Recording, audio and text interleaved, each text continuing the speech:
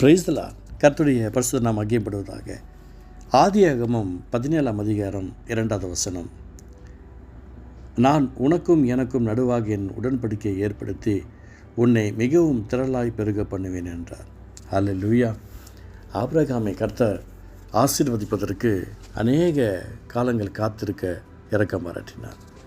ஆபிரகாமுக்கு ஒரு ஆசை, எனக்கு அற்புதம் நடக்கணும், அதிசயம் நடக்கணும்னு. ஒருவேளை நம்ம காலத்தில் ஆபிரகாம் பிறந்திருந்தால் இப்படியாப்பட்ட விசுவாசம் அவருக்கு இருந்திருக்குமான்னு தெரியாது. அதனால் ஆபிரகாமை விசுவாசத்தின் தந்தை என்று கர்த்தர் சொல்கிறாரு. கொஞ்சம் யோசித்து பாருங்களேன். நான் சர்ச்சுக்கு வந்தேன், 1 வருஷமாக வரேன், 6 மாதமாக வரேன், எத்தனை வருஷமாக வரேன், எனக்கு என்ன நடந்துச்சு, எனக்கு ஒரு நன்மையும் நடக்கலை, எனக்கு அற்புதம் நடக்கலை, எனக்கு அதிசயம் நடக்கலை என்று சொல்லி புலம்புகிற கூட்டத்துக்கு மத்தியில் 75 வயசில் நான் உனக்கு குழந்தை தருவேன்னு சொல்கிறாரு, ஒரு சந்ததி இப்படி ஆஸ்வதிப்பேன்னு சொல்கிறாரு. 99 வயசில் கர்த்தர் பேசுகிறாரு. இப்போது உன்னுடைய மனைவிக்கு பிள்ளை பிறக்கும்னு சொல்கிறாரு. இதெல்லாம் சாத்தியமாகக்கூடிய ஒரு விஷயமா? அப்போ என்ன சொல்கிறாரு? கர்த்தர் ஒரு மனுஷன்கிட்ட அற்புதம் செய்யணும் அப்படின்னு சொன்னால் அங்கே ஒரு உடன்படிக்கை பண்ணப்பட வேண்டியதாக இருக்கிறது.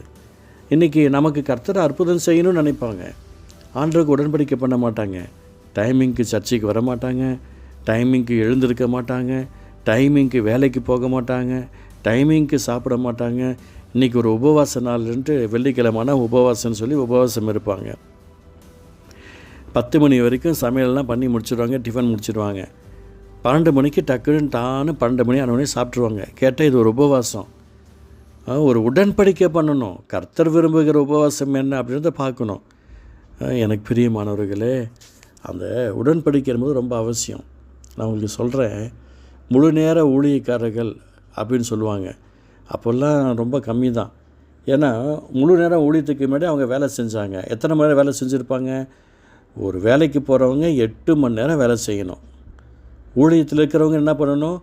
8 மணி நேரம் அவங்க செய்யணும். ஊழியம் செய்யலாம், ரொம்ப ஈஸி. 8 மணி நேரம் அவருடைய சமூகத்தில் காத்திருக்கணும். எதுலையாவது ஜெபத்துலேயோ, துதியிலையோ, பாடலையோ, ஆராதனையிலையோ, எப்படியோ உபவாசத்துலேயோ, அந்நிய பாஷையிலையோ, பைபிள் ரீடிங்லேயோ, எப்படியாவது ஒரு 8 ஹவர்ஸ் நம்ம நமக்கு கொடுக்கப்பட்ட வேலையை செய்யணும். உடன்படிக்கை, அதில் தான் கர்த்தர் உடன்படிக்கை பண்ணிக்கிறார்.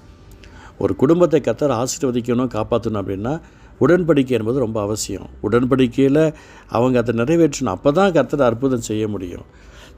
இந்த இடத்துல அதுக்கு தான் ஆபிரகாம் சொல்கிறார், உனக்கும் எனக்கும் நடுவாக ஒரு உடன்படிக்கை ஏற்படுத்துகிறேன். அப்போது நீ இந்த பூமியில் உன்னை திரளாக நான் பெருக பண்ணுவேன் அப்படின்னு சொல்கிறார். உடன்படிக்கை இருந்தால், கர்த்தர் உங்களோட உடன்படிக்கை பண்ணியிருந்தால், கர்த்தர் உங்களை திரளாய் பெருக பண்ணுவார், அற்புதம் செய்வார், ஆசீர்வதிப்பார். நம்புறீங்களா? நீங்கள் நல்லா இருக்கணும் தானே? உங்கள் சந்ததி நல்லா இருக்கணும் தானே? உங்கள் எதிர்காலம் நல்லா இருக்கணும் தானே? உங்கள் குடும்பம் நல்லா இருக்கணும் தானே? அப்போ நீங்கள் அந்த வசனத்தை கேட்கறதுக்கு ஒரு வாய்ப்பு கிடச்சிருக்குல்ல, நீங்கள் உங்களை மாற்றிக்கோங்க. கர்த்தர் உங்கள்கிட்ட தானே பேசிகிட்ருக்கிறாரு. எதை கொடுத்து கவலைப்படாதீங்க. ஆபிரகாமுக்கு கர்த்தர் ஆசீர்வதிச்சது எப்படியோ அதே மாதிரி தான் கர்த்தர் இன்றைக்கி உங்களையும் என்னையும் ஆசீர்வதிப்பார். அந்த உடன்படிக்கையை கர்த்தர் நம்மளோடு கூட பேசும்போது உற்சாகமாக இருங்க. நீங்கள் வேலை செய்கிறீங்களா? உங்கள் வேலையில் கண்ணும் கருத்துமாக உண்மையும் உத்தமாக வேலை செய்யுங்க. நீங்கள் ஒரு பிஸ்னஸ் பண்ணுறீங்களா? அந்த பிஸ்னஸை ஏமாற்றாமல் உண்மையாக இருங்க. நீங்கள் ஒரு கவர்மெண்ட் ஸ்டாஃபாக லஞ்சம் வாங்காமல் உண்மையாக இருங்க. நீங்கள் ஒரு ஊழியக்காரிகளாக வசனமாக போதிச்சுட்டு அவங்களுடைய காரியங்களில் அதுக்கு மேலே எதுவும் பண்ணாமல் வசனத்தோடு நிப்பாட்டிக்குவாங்க. கர்த்தர் திரளாய் பெருக பண்ணுவார். உங்களுக்கு வரங்களை தருவார், வல்லமை தருவார், ஆசீர்வாதம் தருவார், ஐஸ்வர்யத்தை தருவார், பலத்தை தருவார், சுகத்தை தருவார், ஆரோக்கியத்தை தருவார்.